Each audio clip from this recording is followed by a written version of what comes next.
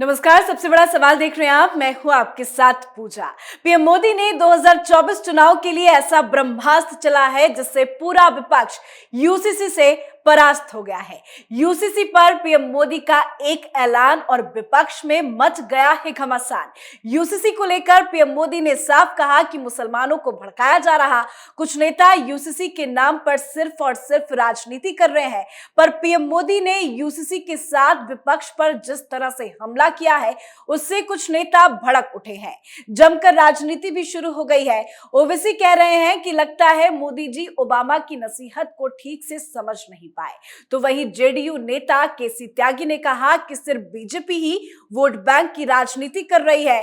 तो वहीं कांग्रेस नेता तारिक अनवर ने कहा कि मोदी ऐसा इसलिए कर रहे हैं क्योंकि चुनाव सामने है और उन्होंने देश के लिए कुछ नहीं किया है। तो आखिर विपक्ष को मिर्ची क्यों लग रही है, आज इसी बड़े सवाल पे चर्चा करेंगे। बातचीत के लिए मेरे साथ स्टूडियो में मौजूद हैं कैपिटल टीवी के editor in chief doctor Manish Kumar. Doctor साहब, बहुत बहुत स्वागत है आपका। धन्यवाद। यूसीसी पर राजनीति फिर से हो रही है, क्या चाहता है अब विपक्ष? देखिए, ये लोग तो फंस गए। ओवैसी ने कहा कि हम इसका विरोध करेंगे, कह दिया उन्होंने। त्यागी जी आ रहे हैं, ये जेडीयू के नेशनल स्पोक्स पर्सन हैं, नीतीश कुमार की पार्टी के। कह पाए कि आप यूसीसी के समर्थन में हो या उसके विपक्ष में हो, विरोध में हो। वोटिंग जब होगा ना, इनको समझ में नहीं आएगा भाई क्या करें। एक तरफ गड्ढा है और दूसरी तरफ खाई है। तय करना पड़ेगा इन लोगों को कि गड्ढा में कूदना है या फिर खाई में छलांग लगानी है।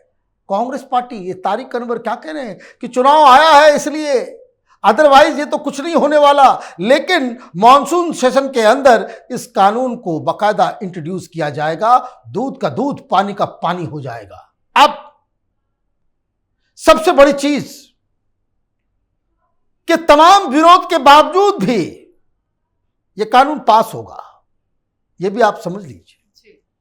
कानून इसलिए पास होगा क्योंकि एक तो सुप्रीम कोर्ट चाह रही है।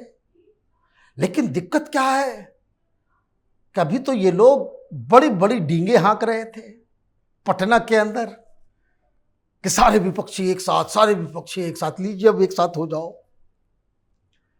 प्रधानमंत्री मोदी ने कल दो काम किया। एक तो एजेंडा तय कर दिया कि भाई ये लो तुम्हारा यूसीसी, अब जरा इसके साथ खेलो, किधर खड़े हो या जरा बताओ, मुस्लिम वोट चाहिए या हिंदू वोट चाहिए। पोलराइजेशन अगर तुम करना चाहते हो, मुस्लिम वोट को एक जगह एकजुट करने के लिए तुम अगर सारे लोग इकट्ठा हो सकते हो तो हिंदुओं को भी इकट्ठा करने का पूरा व्यवस्था हमारे पास है। होता क्या है देखिए, ये मुस्लिम तुष्टीकरण के नाम पे ये सारी राजनीतिक पार्टियां, ममता हो या अखिलेश हो या फिर लालू यादव की पार्टी हो, नीतीश कुमार हो, जहां मुस्लिम पॉपुलेशन ज्यादा है, ये लोग यही गंदा खेल खेलते हैं। इनको एक चीज मालूम है कि 15-20% मुस्लिम्स वोटर हैं, वो हमारे पास आ जाए, और ये 15-20% के आसपास हिंदू जिनको हम मिसगाइड कर देते हैं सेकुलरिज्म के नाम पे। अब ठेका लेकर के रखा हुआ है हिंदुओं ने सेकुलरिज्म का। कर्नाटक में कांग्रेस पार्टी को हिंदुओं ने वोट किया, क्या सिला मिल रहा है? ये खड़गे के सुपुत्र कह रहे हैं कि कोई भी गाय बचाने के लिए आए उठा के पटक देना, जेल में ठूस देंगे। ठोको उन लोगों को जो गौ माता के रक्षा के लिए जरा सा भी कोई चूं से चा करे। वहां पे कर्नाटक के अंदर गौ हत्या पे बैन लगाया गया था, और ऐसे ही पैसे पे बिकने वाले ये मठों के साधु संत सब पहुंच गए पैसे खा करके कांग्रेस पार्टी के साथ। अब मुंह दिखाने के लायक नहीं बचे समाज के अंदर। खुलेआम कर्नाटक का मैं वीडियो देख रहा था, खुलेआम गायों को लाया जा रहा है। बकरीद है, गाय को काटा जाएगा। बंगाल से तस्वीर आ रही है, लाखों की संख्या में कलकत्ता और उसके आसपास डरा हुआ हिंदू। भाई इलेक्शन के समय ध्यान नहीं आता, चले जाते हो टोपीदार जालीदार छलावे में, बस फ्री तो बिजली फ्री, कूद गए। तो ये हो गया, अब करो। यूसीसी के ऊपर क्या है, मुंह से आवाज नहीं निकल रही इन लोगों की। चलिए एक और दूसरा वज्रपात, नैरेटिव क्रिएट कर दिया गया। ये सारे जो अलीबाबा 40 चोर इकट्ठा हुए थे पटना के अंदर, उन्होंने कहा ये सब घोटालेबाज हैं। ये सारे लोग गए थे सुप्रीम कोर्ट कि हुजूर माय लॉर्ड बचा लो, ये ईडी सीबीआई का गलत इस्तेमाल हो रहा है। अरे भाई, ममता बनर्जी को अधिकार है बोलने का, तुम्हारे पार्थो चटर्जी की गर्लफ्रेंड के घर में नोटों का पहाड़ निकल रहा है, शर्म नहीं आती इन लोगों को ये कहते हुए कि ईडी का गलत इस्तेमाल हो रहा है? क्या चाहते हो कि तुमको लूट की छूट मिल जाए? अब प्रधानमंत्री ने कह दिया कि जो पटना में जो लोग बैठे हुए थे अलीबाबा 40 चोरों का गैंग, उससे एक चीज गारंटी है, घोटाला होगा हजारों करोड़ का। और मोदी की गारंटी है कि किसी घोटालेबाज को छोड़ेंगे नहीं।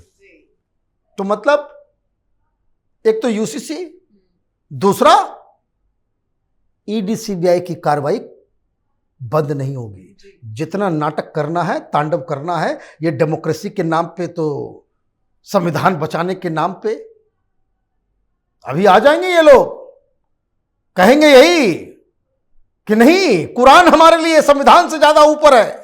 तो क्या करोगे? कहां जाएंगे ये लोग? संविधान वाले मीम और भीम बना रहे हैं, पीडीए। तो दूसरा कहानी ये, तीसरा नैरेटिव, और सुन के बड़ा अच्छा लगा। प्रधानमंत्री ने जो कल भाषण दिया, उन्होंने कहा साफ साफ कि देखो भाई, ये विपक्षी एकता वगैरह कुछ नहीं है, ये फोटोशॉप है, ये फोटो ऑप है। फोटो खिंचवाने के लिए सब इकट्ठा हुए थे। देश की जनता को जागरूक होने की आवश्यकता है। ये क्या लग रहा है, ये देश को आगे लेकर के जाने वाले लोग हैं। एक से बढ़कर एक भ्रष्टाचारी, ये चारा चोर लालू यादव तय करेंगे। भाई कन्विक्टेड आदमी है, हेल्थ के नाम पे इनको बाहर, जमानत में बाहर है कि भाई तबीयत खराब है, और ये कह रहे हैं कि हम बिल्कुल फिट हैं। तो हिंदुस्तान का पॉलिटिकल कल्चर है, तो उठा के जेल में डालो इन लोगों को। पीएम मोदी ने तो भ्रष्टाचार की लिस्ट पे गिनवा दी। हाँ बिल्कुल गिनवाएंगे, लेकिन उन्होंने एक और बड़ी बात कही। उन्होंने कहा कि देखो, अगर तुमको लालू यादव के बेटे बेटियों, उनके खानदान को आगे बढ़ाना है तो आरजेडी को वोट करना। मुलायम सिंह यादव के खानदान को आगे बढ़ाना है तो फिर समाजवादी पार्टी को वोट करना। ममता बनर्जी के भतीजे को आगे बढ़ाना है, उसके परिवार को आगे बढ़ाना है तो उसको वोट करना। उद्धव ठाकरे के खानदान को आगे बढ़ाना है तो उद्धव ठाकरे को वोट करना। शरद पवार के खानदान को आगे बढ़ाना है, उसकी बेटी को आगे बढ़ाना है तो एनसीपी को वोट करना। ये करुणानिधि के खानदान, बेटे पोता पोती सबको आगे बढ़ाना है तो डीएमके को वोट करना। उन्होंने ये भी कहा कि मैं राहुल गांधी और उनके बहन प्रियंका वाड्रा, उनके बच्चे को आगे बढ़ाना है तो कांग्रेस पार्टी को वोट करना। लेकिन अगर तुमको अपने बच्चों को आगे बढ़ाना है तो मोदी को वोट करना। ये कहते हैं 100 चोट सोनार की, एक चोट लोहार की।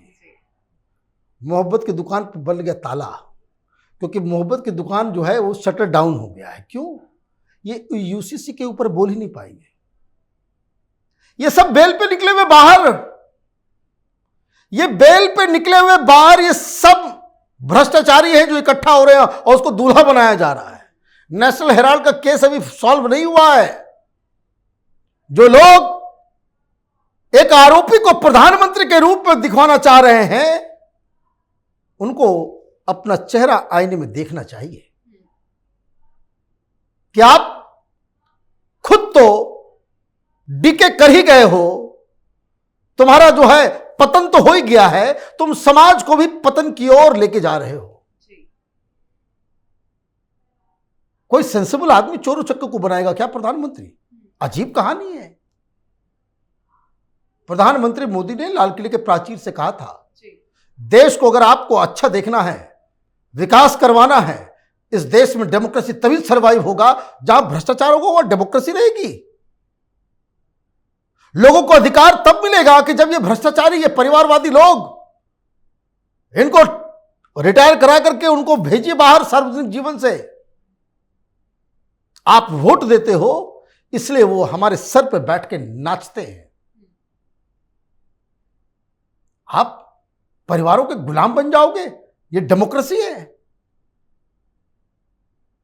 तो प्रधानमंत्री मोदी ने तो कल कमाल कर दिया। पीएम मोदी ने एक और बड़ी बात कही कि पटना में जो ये विपक्षी एकता की बैठक हुई थी, अगर इन सबको मिला दिया जाए तो 20 लाख करोड़ का घोटाला है। तो क्या ये माना जाए कि अब एक्शन तेजी से होगा? बिल्कुल सही है, आप जोड़ लीजिए ना भाई, एक से एक घोटाले का लिस्ट है। कौन बचा हुआ है? शरद पवार हो, उद्धव ठाकरे हो। भाई उद्धव ठाकरे के परिवार में ही छापेमारी चल रही है, उनकी सरकार थी घोटाले पे घोटाले। उनकी भी लिस्ट उन्होंने बता दी कि 70,000 करोड़। अरे भाई आप तो कांग्रेस पार्टी, आप देखिए कोयला घोटाला से लेकर के 2G घोटाला से लेकर के कॉमनवेल्थ घोटाला से कौन सा डिपार्टमेंट है जो घोटाला नहीं किया? तो हर तो घोटाले में ही फंसा हुआ है।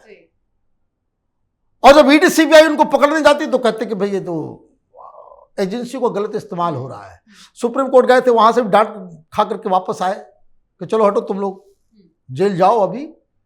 और दिक्कत क्या है कि इनके पास प्रधानमंत्री मोदी के खिलाफ, या ये 10 साल जो मोदी सरकार रही इस पूरे दौरान इनके पास एक भी घोटाला साबित करने जैसा एक सबूत तक नहीं है। ये हर बार कुछ न कुछ उठाते हैं। राफेल उठाया, सुप्रीम कोर्ट चले गए, लात खा के आए वहां से। अब देखिए हर तरह का लोया उठा दिया, तो राफेल उठा दिया, तो वो कौन सा पेगासस, हाँ पेगासस उठा दिया।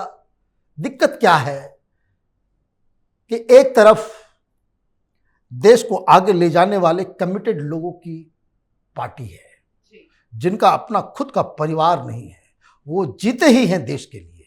और दूसरी तरफ वैसे लोग जिनकी पूरी प्लानिंग ही अपने बच्चे को कैसे उसका फ्यूचर सिक्योर किया जाए, इसी चिंता में वो गल रहे हैं। तो जनता के सामने चॉइस बहुत ही साफ है। यूसीसी पर बहुत बवाल होने वाला है, इसलिए वो कहते हैं ना, सीट बेल्ट बांध के रखिएगा, क्योंकि अभी यूसीसी पे बहुत लंबी लड़ाई शुरू होने वाली है। बहुत बहुत धन्यवाद समझाने के लिए। धन्यवाद। तो पीएम मोदी ने ये साफ कह दिया है कि यूसीसी तो लागू होकर ही रहेगा। पीएम मोदी के यूसीसी वाले बयान पर विपक्षी दलों के नेताओं ने अपनी प्रतिक्रिया भी दी है, जिनके बयानों से साफ साफ समझा जा सकता है कि विपक्षी पार्टियों को बड़ी दिक्कत होने वाली है। कई विपक्षी नेताओं ने मोदी सरकार की नीतियों पर सवाल उठाए, तो कई पीएम मोदी पर आरोप लगाते नजर आ रहे हैं। पर सच्चाई ये है कि विपक्ष की बौखलाहट वोट बैंक की राजनीति है।